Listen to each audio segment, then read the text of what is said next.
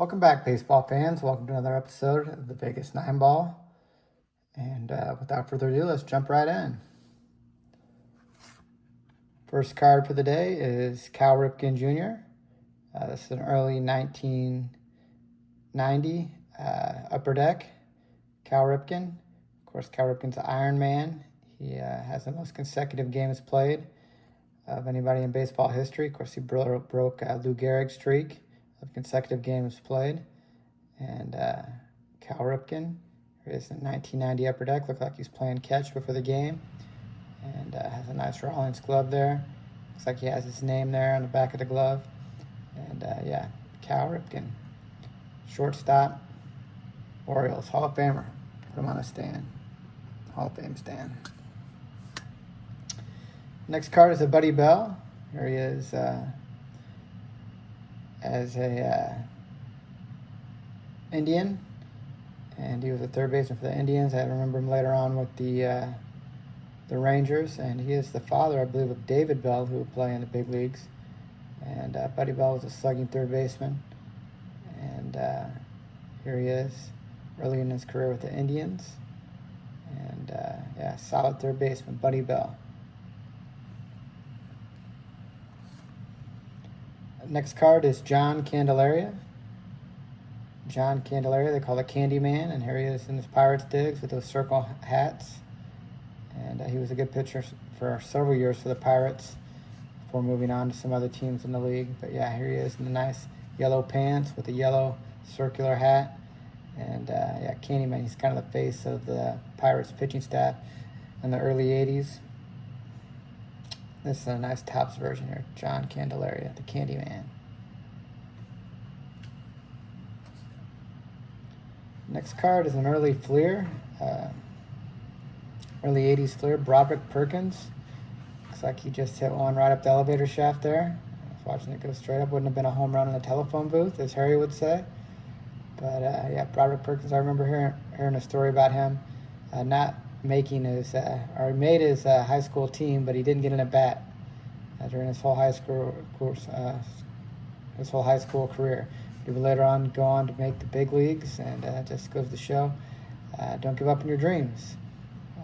This guy did not get an at bat in high school, but he would make it to the big leagues as a first baseman, and he would play with Padres for a few years, and I think he later on played for the Indians. But here he is. Looks like he pops one straight up in the air, and should be an easy out probably for the catcher. Broderick Perkins.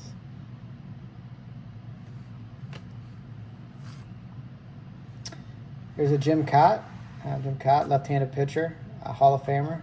Here he is late in his career. He pitched several years for the Twins, but here he is later on in his career with the Cardinals. And he's broadcasted baseball for several years now with Bob Costas, and usually was one of these guys on the Game of the Week, Jim Kaat. And here he is looking sharp in his Cardinal digs here on the 82 Donruss. So we'll put him on a Hall of Fame stand. Jim Kaat, broadcaster and Hall of Fame pitcher. Next card is a Dan Plesac. Here he is, looks like in the mid-80s. Looks like he still looks like a kid, 16-year-old kid. That looks like he still has braces on in this picture. And he's the Brewers' all-time save leader. And later go on to pitch for the Cubs. Here he is in a Gardner's, looks like a limited edition set of Brewers players. And here young Dan Plesac is with braces on here. And he would go on to be the Brewers' all-time save leader. So now he's a commentator for MLB Network. And I remember him being happy that the Brewers traded Josh Hader, because it enabled him to still claim the all-time save lead for the Brewers organization. Yeah, he's a good guy, has a good sense of humor. Dan Plesac. Put him on the stand, the Cubs stand, for his time spent with the Cubs. Here's another guy that closed for the Cubs for a short time, Rick Aguilera.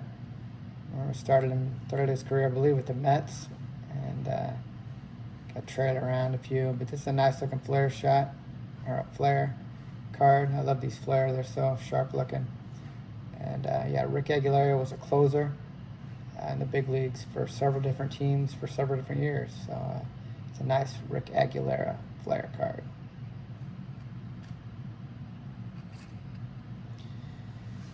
Next card is a Ruben Sierra. Here he is on the Yankees, outfielder DH. Remember, when he came up with the Rangers, he was the toast of the town, the next big thing.